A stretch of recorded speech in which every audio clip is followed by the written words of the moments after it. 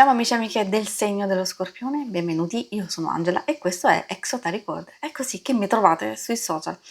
Prima di iniziare vi ricordo che questa è una stessa generica, prendete solo ciò che vi risuona di più, se volete potete integrarla col vostro ascendente. In descrizione trovate le recensioni dei mazzi usati, i link per acquistarli e anche i link alle playlist per conoscere il significato delle carte della Sibilla Lenormand e della Sibilla italiana. Vi invito a iscrivervi e abbonarvi al mio canale per sostenere il mio lavoro. Vi ringrazio moltissimo se lo farete o l'avete già fatto. E adesso partiamo con la lettura.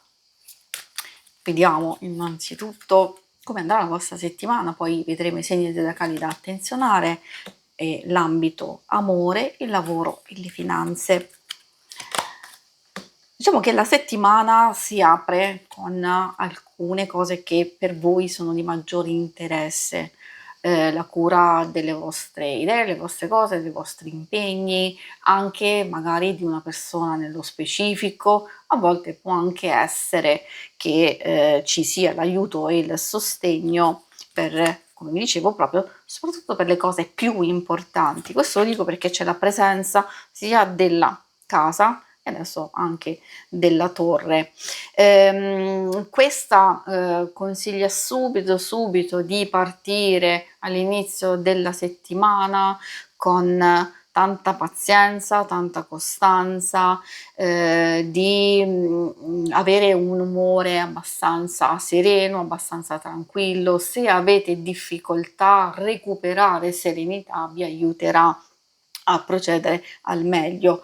Il fatto di sottolineare che tante cose ruoteranno intorno alla famiglia, anche alla casa, quindi situazioni sia con persone sia effettivamente a livello fisico della casa. Se state valutando di cambiare, di trasferirvi, di fare vacanza, di riposarvi, di fermarvi un attimino, eccetera, questo è il momento giusto per ricaricare le vostre energie, ma soprattutto di darvi la possibilità di riflettere su alcune cose importanti. Quindi valutate se c'è stanchezza, se c'è pesantezza, magari di prendervi qualche momento per rigenerarvi. Se invece vi state preparando a una nuova fase, nuove idee, nuove circostanze, allora magari è proprio il caso di fermarsi un attimino e fare tutte le vostre valutazioni.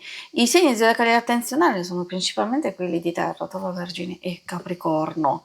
E poi troviamo anche un pochettino quelli di Aria, e quindi Gemelli, Bilancia e Acquario. E adesso procediamo con l'ambito amore.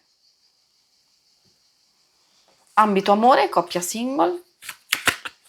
Alcune cose possono riferirsi anche alle amicizie, alle relazioni più importanti, famiglia, quindi magari consiglio di ascoltare e di adattare a quello che state vivendo.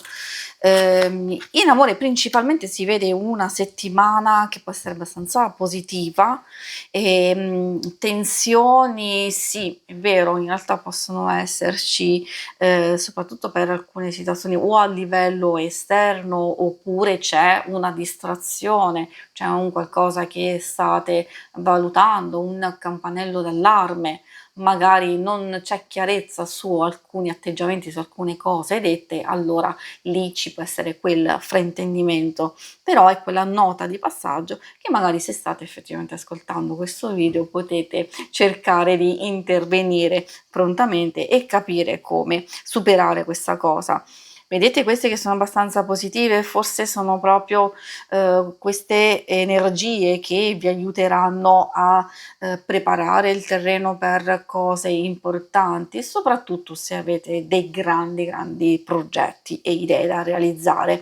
Per i single si vede un passaggio importante dove c'è cura, c'è rigenerazione, c'è anche socializzazione, quindi possibili nuove conoscenze, però è ancora una fase un po' altalenante dove allo stesso tempo avete ancora bisogno di proteggervi o da cose che avete lasciato indietro o da cose che non avete ancora metabolizzato e quindi c'è quella fase di altalenanza emotiva tra situazioni comunque positive e propositive per il futuro, ma questa calendula ovviamente parla di qualche disagio, di qualche dispiacere, come vi dicevo così può essere ancora legata al passato oppure al momento magari non esserci granché. A volte possiamo incontrare una persona che inizialmente potrebbe rivelarsi interessante e invece magari la cosa svanisce, diciamo così, da un momento all'altro. Oppure altre situazioni che è vero possono essere molto molto interessanti, però hanno poi bisogno di tempo per svilupparsi e vedere successivamente. Quindi qui consiglio di non avere fretta, impazienza. Per quanto riguarda le questioni più pratiche del lavoro e delle finanze, troviamo la vecchia signora, il pensiero e l'Imeneo. Ecco che in questi aspetti, soprattutto di cose legate al passato o cose che state cercando di concludere, di sistemare, quindi chiamiamole quelle vecchie situazioni, c'è una attenta analisi, ma si vede già dalle vostre energie che state cercando chiarezza, che state utilizzando magari un po' di accortezza, un po' di lucidità per gestire meglio queste cose. Nonostante magari ci sono quei pensieri, ci sono quelle cose un po' complesse da gestire, però qualche risultato lo vedrete subito. Poi la carta Imeneo effettivamente porta un cambiamento importante, magari cose che possono riguardare contratti, promesse, nuovi progetti, intraprendenza, degli accordi, realizzazione in senso generale. Quindi io direi che soprattutto per quelle persone che stanno cercando miglioramento, per quelli che hanno bisogno di nuove situazioni, magari potete accogliere una notizia, un'informazione. Ancora meglio se ci sono nuovi progetti, quindi nuove intese, accordi e collaborazioni, questo è il momento giusto per prepararsi e quindi discutere, parlare, contattare, diciamo, persone. Il terreno è fondamentale, quindi fate proprio leva sulle vostre energie principali, massima concentrazione, fare pulizia e ordine intorno a voi, ma diciamo, soprattutto cura e attenzione alle vostre finanze, al denaro in senso generico e proteggere voi stessi, io direi anche nelle proprie energie, perché si rischia di disperderle per magari cose che non sono utili al momento e quindi ecco ancora diciamo quella cosa della massima concentrazione anche per chi è alla ricerca. Ecco, disperdere le energie tra tante troppe possibilità o cose che non fanno al caso vostro è controproducente. Invece ci si deve concentrare solo sulle cose più importanti o sulle cose che state già ormai cercando e avete già attivato precedentemente. Si conclude qui la lettura, vi ringrazio per avermi seguita. Se volete in alto a destra trovate il logo per iscrivervi al canale, mentre in basso trovate le schermate per vedere il vostro oroscopo mensile e lunare quindicinale. Alla prossima, vi auguro una buona settimana. Ciao!